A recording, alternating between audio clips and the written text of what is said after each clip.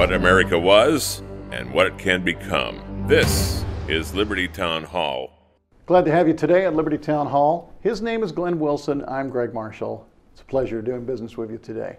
One of the things we're going to talk about today in particular is a phrase that I wasn't familiar with at all until I started finding out about this particular issue that we're going to get into in depth today and what it can mean to a neighborhood near you in the future. Glenn Wilson, tell me this. I didn't know what it meant. What do you think when I say the word wet house? That's a pretty vague, generic set of words put together. They're wet and house. In the military, we had what we called wet work. Well, that was where you went in kind of undercover and kind of black ops missions, and you went in and you killed somebody. And, I guess the house that you did it in would be a wet house when they're done, but that's not what this wet house is about. This wet house is right here in our local towns, right? Across the country, it's in spots, and in local communities throughout the region and throughout the nation. You'll be amazed at what is going on and what's being proposed. A thing that if just a few years ago, people would have looked at and said probably things like, "You're nuts, that isn't happening. Are you crazy? Why would someone do that? Is that even legal?" Things like that are going to come out in this particular episode, and we're going to talk about it at length. You'll be surprised when you find out what a wet house is. But if you talk about dropping the morals in our society, which we've hit on in different shows, I think this is clearly a moral problem. It really is. It's a problem with taxpayer money or private funds. Either way, it's condoning poor behaviors and poor choices. We're empowering people to be in these spots. And that's the biggest concern to me is it's not a help up. It's an empowering tool for them that should have us all very concerned. As you listen to this next segment, I want you to ask yourselves, how many times have things been proposed to be put together in the private sector and then either become a 501c3 or something that's later taken over by or something that's later taken over by the government? Tell me, I mean, later on, a lot of times an ambulance district or a fire district that was started out with volunteers ends up becoming a public taxable entity, and then all of a sudden it becomes a government entity, and the original intent of it gets lost because the government's taken it over. The goals and objectives actually change too. So although it can start out as a simple, almost benign goal, you end up with, let's call it mission creep, for lack of a better word. We get mission creep in on things. That's the problem. How would you define that real quick? Make sure everybody's up to date.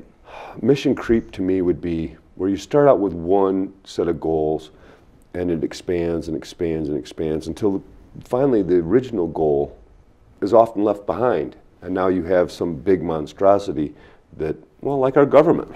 I mean, our government started out with a pretty small goal of protecting our liberties.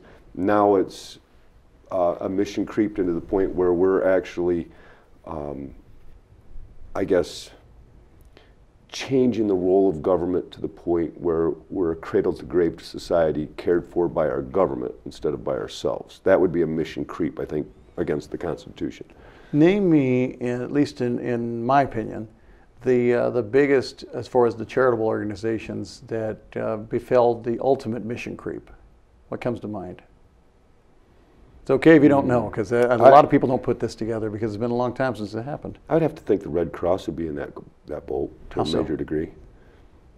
The Red Cross was originally there for one explicit purpose, and that was to bring aid, not define goals. You know, now they're saying that these goals are what we should be encouraging, instead of just there to end aid and comfort. I can give you one a lot more than that. The March of Dimes. There you go. The March of Dimes originally started to be an organization that fought polio. And they were asked about what to do, what are they going to do, and now the polio had been eradicated, which it believed to be and was at that time.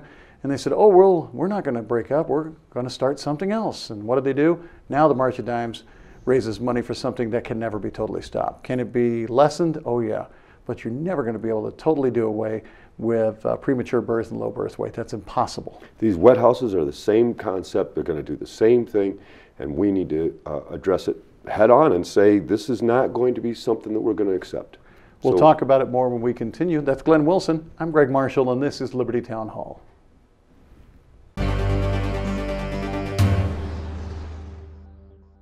Sitting in a chair for long periods of time not only makes your lower back ache, it can leave you with a sore bottom too. Plus, all those hours you spend at the computer can add up to an even more stressed and strained back. Well, the problem isn't how you're sitting, it's the lack of support and cushioning. But now there's Forever Comfy, the revolutionary foam and gel combination cushion that puts a supple layer of support between you and your seat to make every chair more comfortable. You know, I drive this truck for hours at a time, and trust me, these seats are hard as a rock.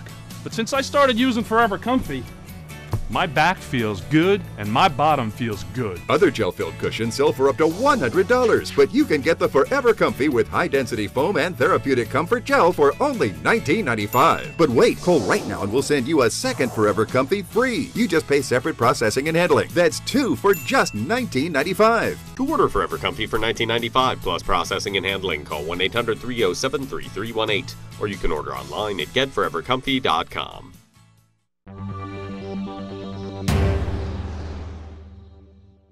Appreciate you spending some time with us today as we talk about something that I didn't know what it was. I'm betting a lot of you won't either. There's probably some that are going to raise their hand as soon as they know, and you're going to say, oh, that's me, but there's going to be many of you that this is going to be an education to. Glenn Wilson, I'm betting you're going to be one of them that's going to be educated too on this.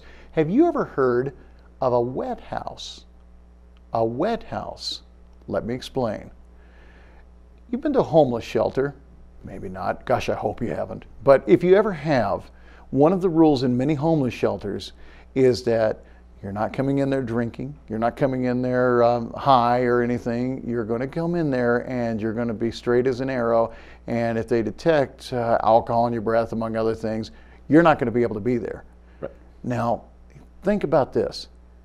How would you like to have a place, either in your neighborhood, your community, what have you, that people who are, for lack of a better word, we'll use the biblical word, drunkard. They can come and bring their own booze and just drink to their heart's content and have a place that's actually set up for them to come do that. They have to bring their own alcohol. Yep, if you bring your own It's not alcohol. provided for them, at least. No, not provided. Who's paying for this building? It depends. Let me give you a little bit from the Traverse City, Michigan Record Eagle on this one. As they explained it, the Michigan may get a wet house for homeless drinkers. I read from their article just for a moment for context. I want to get this straight. People that can't afford a place to live can afford alcohol and have a wet house provided for them. I just want to make sure this is right. Okay. Apparently so. Proponents of a wet house would be primarily for drinkers with greatly reduced chances of recovery. Alcohol would not be served there, but people would be able to drink what they brought in. Here's what one of the addiction counselors talked about when proposing this to Traverse City, Michigan. We've tried everything. How many more treatment centers are they going to go to? How many detoxes, rather, said steering committee member and addiction counselor Greg Stone. Right now, it's just about keeping them safe, and it's about savings for the community. Police time, emergency room time, stuff like that. We need to get it open. Once we get them through the door, then we can start working on them. So the idea is, you've got a homeless person who somehow, like you said, can't afford to have a place to call their own of any form, but can afford to buy booze and are hopelessly addicted to it. At least that's how the world's treating them. And then they can go in and actually sit in these facilities, bringing their own booze, and just have a quiet place that's warm in the winter and cool in the summer, I suppose, and just Sounds sit and peachy, drink. Greg. I mean, shoot, why don't we do this in every town? Why don't we encourage the good behavior like that in every town? That's exactly what's frustrating me about this. I don't get this. Where does this end? Think about the logic of this. This could be anything. The problem is responsibility, Greg. Mm-hmm. We're a very generous nation. We're very caring people. So is what we do is we keep trying to give handouts instead of hand-ups. And at some point we say, okay, I'm just going to give up on this battle, and it's cheaper for me to encourage it than to discourage it. And so we lower what's acceptable.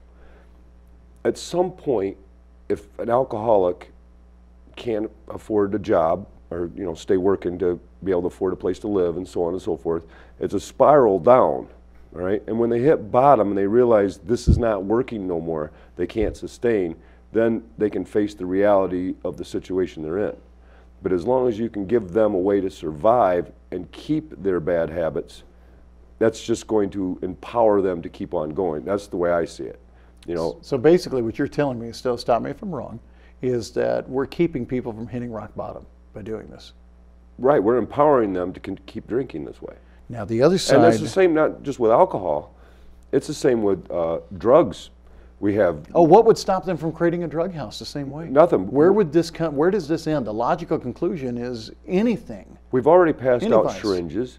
These are just the same thing as like passing out syringes or even condoms. These are encouraging bad behaviors. There's no That's reason... all there is to it. use that logic for a second. There's no reason, Glenn, why this couldn't be used, same concept-wise, to actually create, forgive me, but a sex house.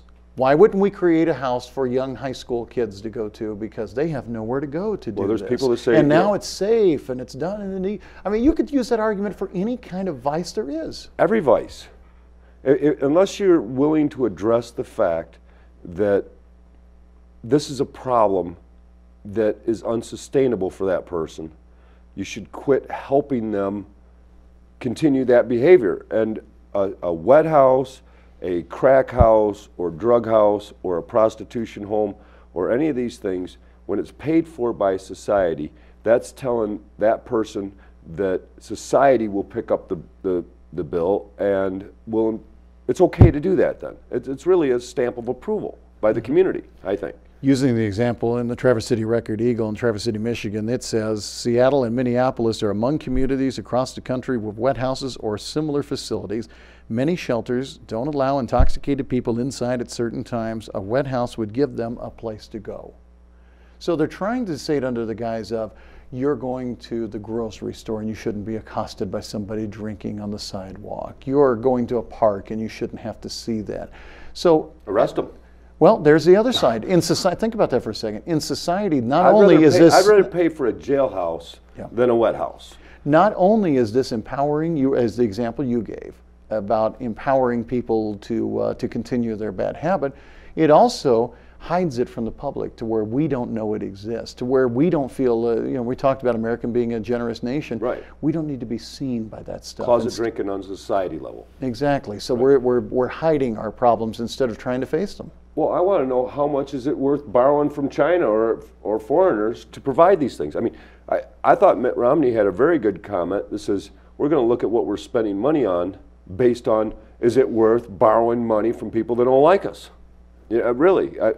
If we're doing so well financially that we can afford to do these things in these towns, well, then lower the tax rate because the citizens can't handle these tax burdens no more. Yeah, you're giving them too much federal money, certainly, because they're going to come back and say, oh, this comes from a different source. Right. But every Absolutely. dollar comes from my pocket and yours in some form or another, let's face it. Right. The government is taking it from one and giving it to another. That's the fundamental facts, right? So we need to figure out how to have people more responsible and take care of themselves without a handout all the time, Greg. Absolutely right. And Hand up, not out. That's this really the doesn't way it needs help to go. anything. It just makes matters worse.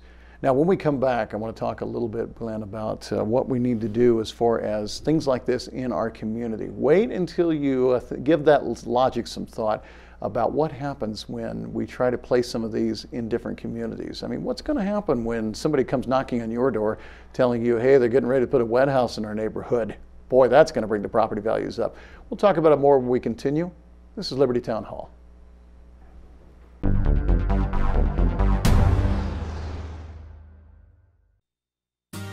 If you're one of the millions of Americans without dental insurance, ask yourself these three important questions.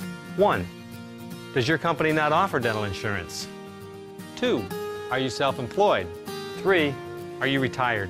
If you answered yes to any of these, it's important that you call Encore Dental today. Encore Dental is real insurance, and your acceptance is guaranteed. You'll receive up to 100% coverage for preventive care and up to 50% on basic and major procedures. Encore Dental can help keep your teeth healthy, which may prevent infections that lead to heart disease and stroke. And with the high cost of procedures, it makes sense to have great coverage. Choose your level of benefits. There are no claim forms to fill out and no waiting for reimbursement. So go ahead, review it for 30 days. Call 1-800-671-6134. Call now and save an additional 10%. Call now and save an additional 10%.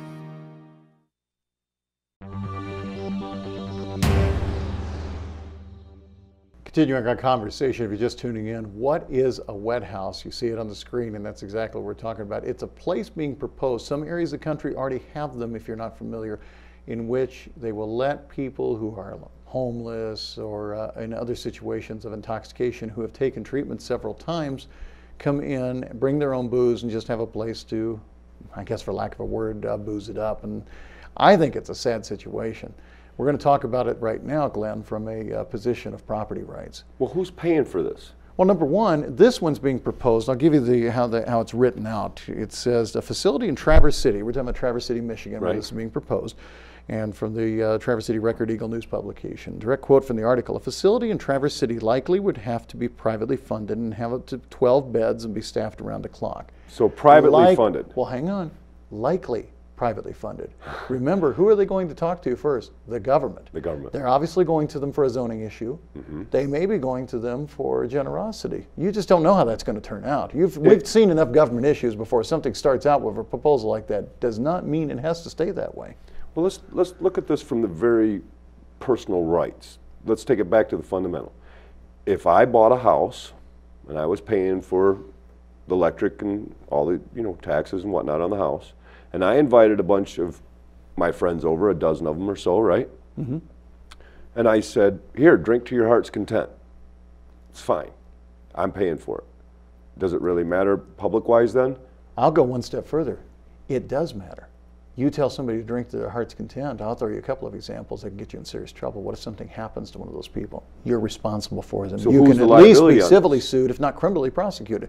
And what if one is below 21? Oh my goodness, Katie bar the door, how much trouble you could be in. Well, I'm sure they're going to have restrictions on age, right? Doesn't say. I don't know. Well, liability, that's a big issue you brought up here. Yeah. Who's liable for anything that comes from this? Who's holding the liability? Who's going to hold the final responsibility on that check? We don't have the answer yet to that question. If it's privately funded, there's not much we can do about it.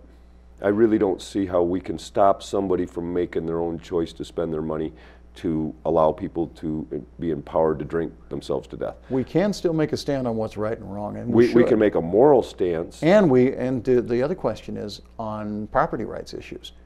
And this is tough because I'm a firm believer in doing what you want with your own property, and I'm not a firm believer in zoning of most any type. But what do you do in a situation like this? When I've bought a house, I've lived there, say, I'll just use an example. I've lived in this house 20 years, and all of a sudden next door to me, a house goes up for sale.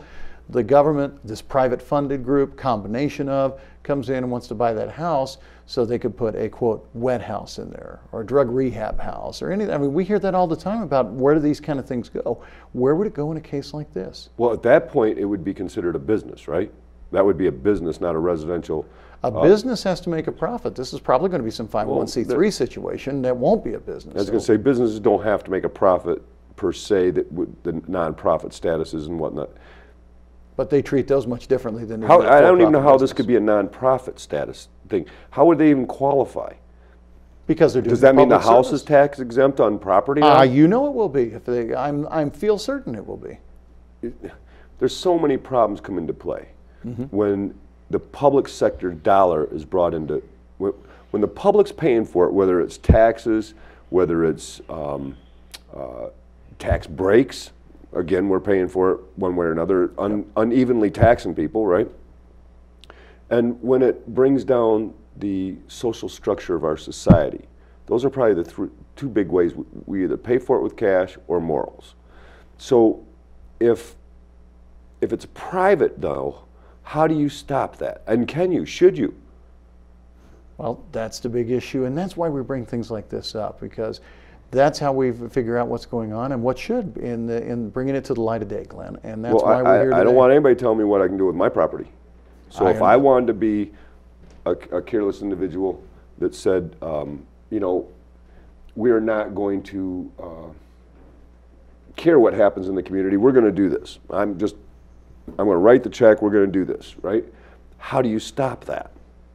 But when it's public funded and publicly encouraged, now we have a problem. That's where I think the biggest problem is. And my belief is down the road, these things may start out private, but at least there'll be government grants, government this and that that'll be done. And you know it's going to be interesting. We've got a cruise at this point. There's a lot more to talk about, Glenn, but we're going to have to take it at that. I think everyone in Michigan, Traverse City area, they need to stand up and say, we will not fund this, we will not condone this behavior. This is wrong. I would rather put money into jails and hospitals than to do this. And you know the big thing is to keep this in mind, that you can make a difference, not only in this town, but in towns across the country. That wraps up this segment. Thanks for paying attention. We appreciate you. Just give it a thought, would you? This is Liberty Town Hall.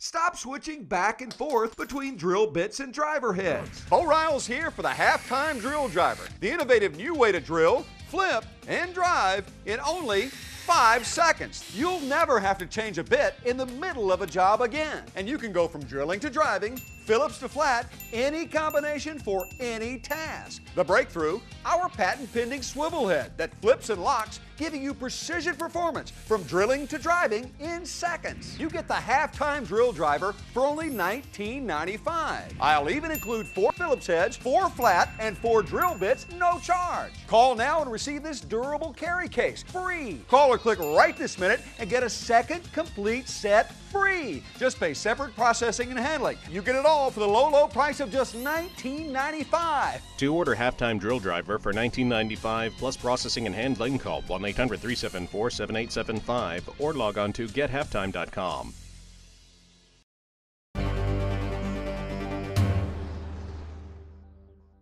I know some people are still saying, and you heard me read from the article in the Traverse City Record-Eagle about how many times we're going to send these people to rehab. Well, how many times are we going to leave an example to everybody else of what not to do? If somebody really is going to let their life be unsalvageable, that's their choice. But why should we sit there and pay for it? And why should we encourage people and say, well, okay, well, you've made your life a wreck. We'll just let you finish making your life a wreck. Something is wrong with this picture, Glenn Wilson. We need to stop. We need to stop and find out what we want to encourage as far as moral behavior and what we want to discourage. When we figure that out, then we can find out whether we want to empower somebody to do something and help them by giving them a wet house. I mean, who's paying the bills on a long-term basis, whether it's funded originally short-term or it's funded long-term by the local people? I don't think so. I think it's going to be missioned over to a governmental paid taxpayer type of a situation. And even if it isn't, let's pretend it never is. And then we're still empowering these people. And we're still paying for it because of the fact that that this charitable organization created for this purpose could be doing charity and something that is worthwhile to help people get a hand up instead of a hand out. I honestly think people can stop this cold in its tracks by not donating anything to these causes. Stop our support of these organizations that are doing these things, Greg. It's that simple. Don't let them get mission creep into a governmental type situation where we can say, no, we are not going to fund that in our society. It's about time we started standing up, my friend, and I hope that you'll be a part of it too. Stand up when somebody says, oh, we're going to give condoms out in their schools. Stand up when somebody says, we're creating a wet house in your neighborhood. We're passing out needles. Exactly. I mean, come on. You know, at some point, if somebody hits bottom and they can't afford these things no more, maybe they'll realize that their life is not going anywhere that way and they need to do something about it. And when that person reaches that goal, I'll be the first one there to help them up and out, not empower them to stay there. There's a big difference. There is a point to be said. Some people will come back and say, oh, well, that person might kill themselves. Oh, that person might die from their disease. It's possible. It is possible. I don't want to see it. I totally agree it's possible, though. But I guarantee you more lives will be lost if we just sit there and keep empowering this kind of behavior. But who's responsible? Who's responsible for that life, Greg? Ultimately, it's them. They've made those choices. Are we individual sovereign people? Last time I checked. We've got to run because individual sovereign or not, we have ran out of time. Thanks for being here and join us next time for Liberty Town Hall.